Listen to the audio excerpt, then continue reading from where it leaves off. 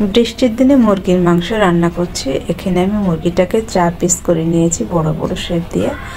আর এখন দিয়ে দিচ্ছি রাঁধুনি রেডিমিক্স মশলা।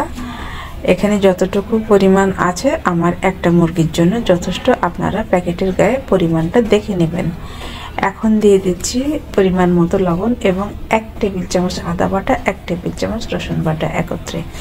আর কিছু সামান্য পরিমাণ পানি, যেহেতু গুঁড়া মশলার প্রয়োগ করেছি পানিটা অবশ্যই দিয়ে ম্যারিনেট করে রাখতে হবে 10 থেকে 15 মিনিটের জন্য।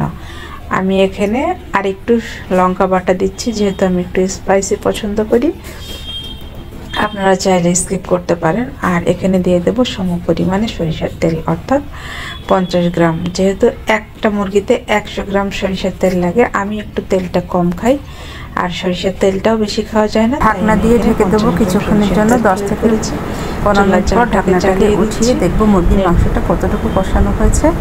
যতক্ষণ পর্যন্ত মাংসের ভিতরের পানিটা রয়ে যাবে ততক্ষণ পর্যন্ত এইভাবেই কষিয়ে নিতে থাকবেন।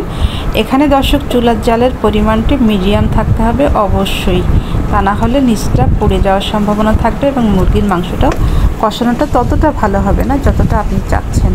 যেহেতু মুরগির মাংসে একটা ব্যাড স্মেল থাকে, যার কারণে এই মুরগির মাংসটাকে খুব ভালো করে কষাইতে হয়। ঢাকনা দিয়ে পুনরায় আবারও ঢেকে দিলাম। কিছুক্ষণ পর 2 থেকে 3 মিনিট পর আমি ঢাকনাটাকে উঠিয়ে আবারও ভালোভাবে নেড়ে চেড়ে দেবো, কারণ এখন পানির অংশটা কমে গেছে, নিচের অংশটাকে লেগে যাওয়ার সম্ভাবনাটা রয়ে যায় বেশি, তাই বারবার নেড়ে চেড়ে দিতে হবে। এখন আমি এখানে দিয়ে দিচ্ছি ফুটন্ত গরম পানি, খুব অল্প পরিমাণে। যেহেতু এটা মুরগির কষা মাংস, তাই এখানে পানির পরিমাণটা বেশি যাবে না। আর মুরগির মাংসতে পানি বেশি দিলে মুরগির মাংসের স্বাদটাও নষ্ট হয়ে যায়। ঢাকনা দিয়ে ঢেকে 20 মিনিটের জন্য রান্না করব। নেড়ে চেড়ে ঢাকনা দিয়ে ঢেকে দিচ্ছি, কিছুক্ষণ দমে রাখবো। ব্যাস হয়ে গেল মুরগির কষা মাংস।